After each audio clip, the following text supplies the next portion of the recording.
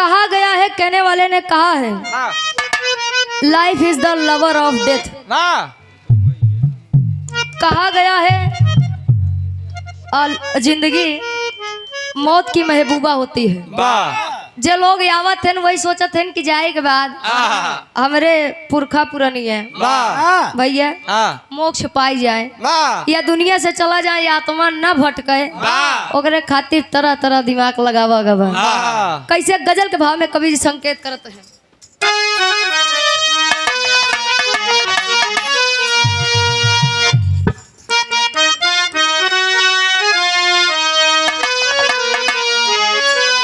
वाह। आशिक मासूका से कहे, अरे वाह, या भक्त अपने भगवान से कहे, बड़ी ऊंची बात। कैसे का तेरी खुशबू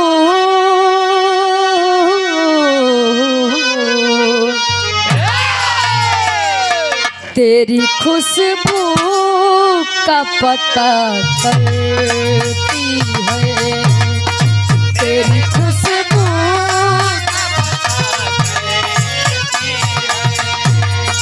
तेरी खुशबू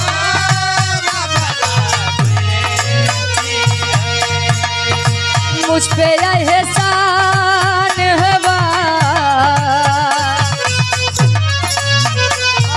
मुझ पे एहसान है करती है, तेरी खुशबू का पता करती है, तेरी खुशबू का पता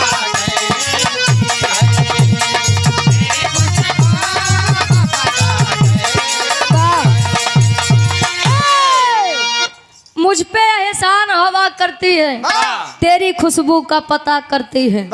बारे लिखने वाले भाव में कवि जी दर्शाते हैं अपने कलम के माध्यम से। कैसे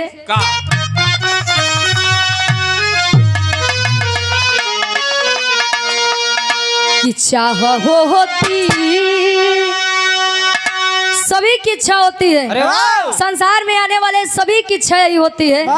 कहे चाह होती है स्वर्ग जाने की, चाह होती है स्वर्ग जाने की, चाह होती है स्वर्ग जाने की, सोचते सभी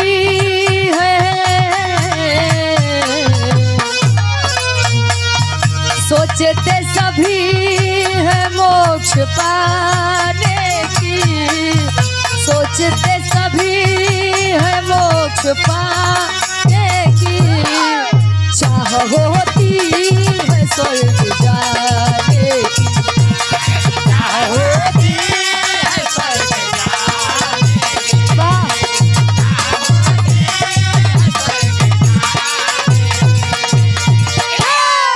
चाह होती है स्वर्ग जाने की, सोचते सभी है मोक्ष पाने की। अपना म्यूजिक प्रयागराज के आप प्रोपराइटर साहब, आप आदरणीय महेंद्र यादव दादाजी, 101 रुपए का महान आशीर्वाद। चैनल लगा बाटे, काफी चैनल लगा बा, एको जने बहुत हो जाए, दिन दुना रात चौगुना तरक्की करे, छोटे से लेकर बड़े कलाकारों तक आप लोग सपोर्ट करते हैं। एक स्वर में सबके नमस्ते प्रणाम स्वीकार हूँ।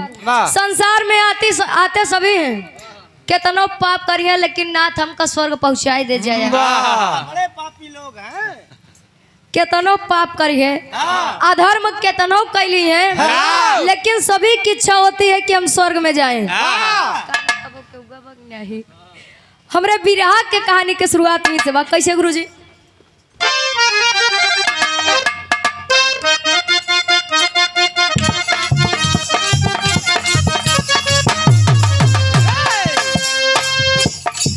कर्म सत्कर्म से जीवन की डोर चलती है, कर्म सत्कर्म से जीवन की डोर चलती है, करे कुकर्म तो प्रभाव में झलकती है।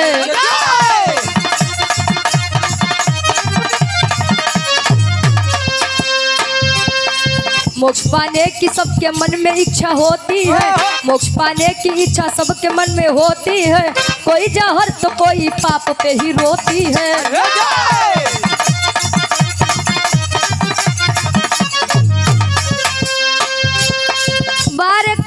कलम हमारे कवि आदरणीय परम सम्मानित इसी जौनपुर की पावन धरती से बाबा श्री सुरेंद्र नाथ यादव अध्यापक साहब वाह कलम के माध्यम से वाह मनई के मनई तो छोड़ा असुर के खानदान से भी रहा लिखा तो है वाह असुर के खानदान बताओ तो कैसे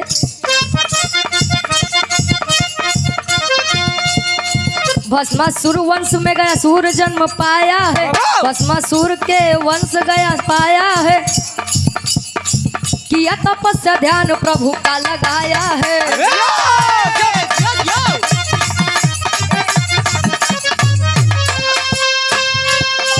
वो तपस्या से विष्णु जी दौड़े आए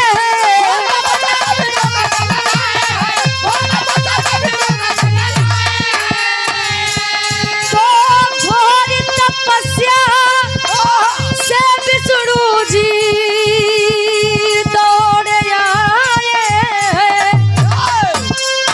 वो दान देने की छापनी बताए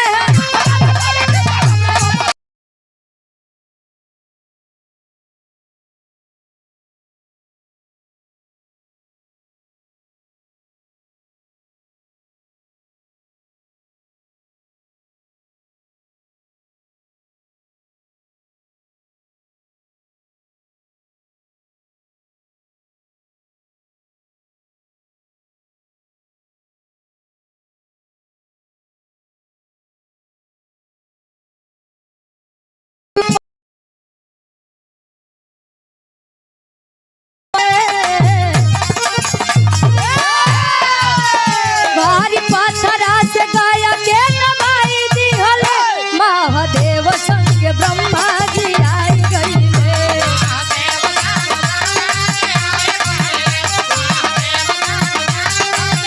क्या बात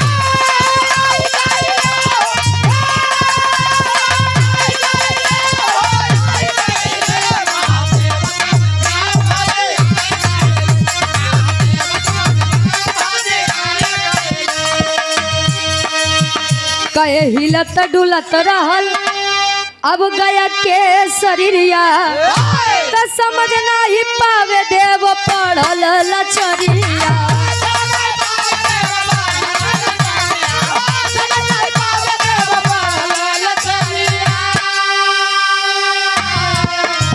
फिर से विष्णु के देखा दोहाई दिहले फिर से विष्णु के देखा दोहाई दिहले देखा महादेव साथे जी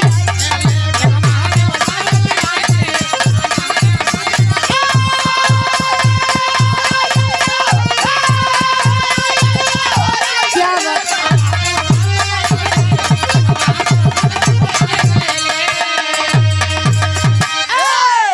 आप परम सम्मानित डॉक्टर सर्वजीत बिंद जी बंगालीपुर की पावन धरती से 51 रुपए का महान आशीर्वाद वाह हिलत डुलत रहे गया के बदनिया वाह समझ न पावे देव बढ़ल लचरिया विष्णु जी का दोबारा बुलायन कहे ना देखा तहा गया सुर के शरीर एक तो इतना बड़ा पत्थर रखे है और पत्थर को कौनो एक ऊपर असर नहीं बा वाह अब का करी तब विष्णु जी वही बड़े से पत्थर पे बड़े से सिले पर खड़े होते हैं और शरीर स्थिर हो जाती है वाह मिल के हवन करते हैं पापड़ के भाव में कवि जी लिखते हैं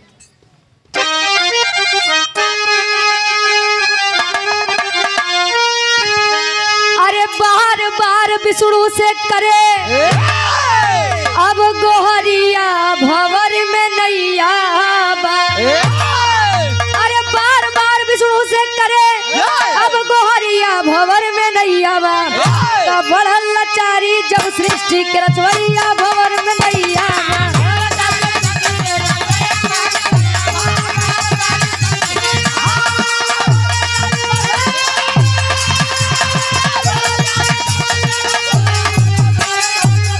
क्या बात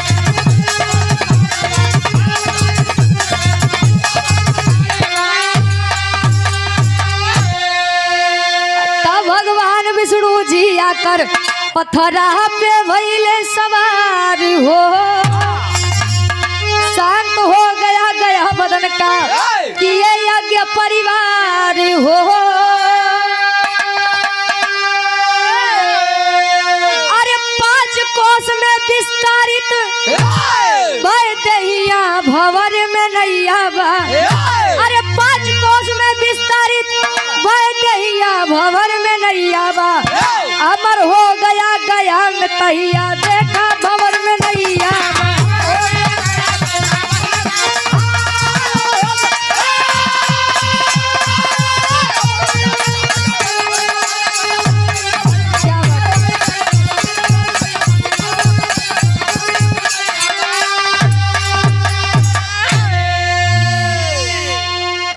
बसुराहा की पावन धरती से आप परम सम्मानित लकी भैया 51 रुपए का महान आशीर्वाद।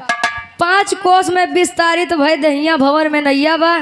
अमर हो गया गया में तब भंवर में देखा नैया बा।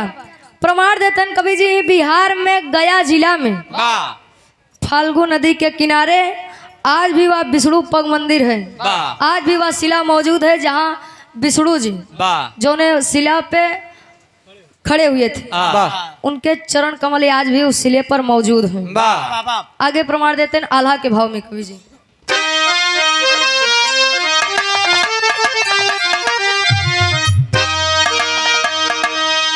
हाय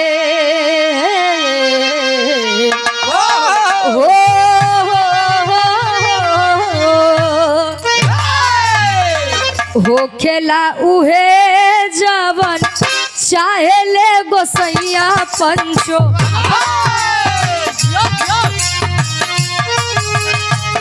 तारे नहीं होनी करे के तनो टरा।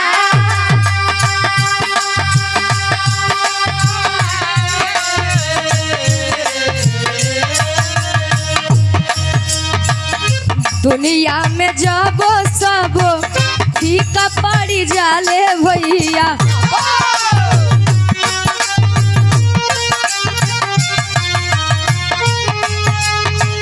कर्मयोग देला पूरी दुनिया घुमा।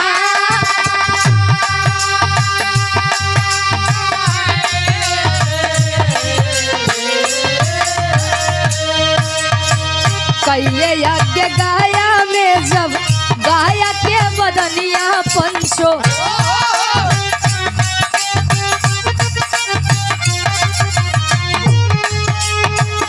यज्ञ के धूम उड़े देखायु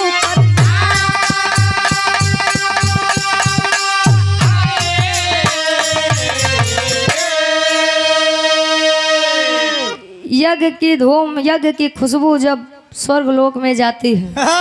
आज तने धर्म और अधर्म के बैलेंस बराबर हो।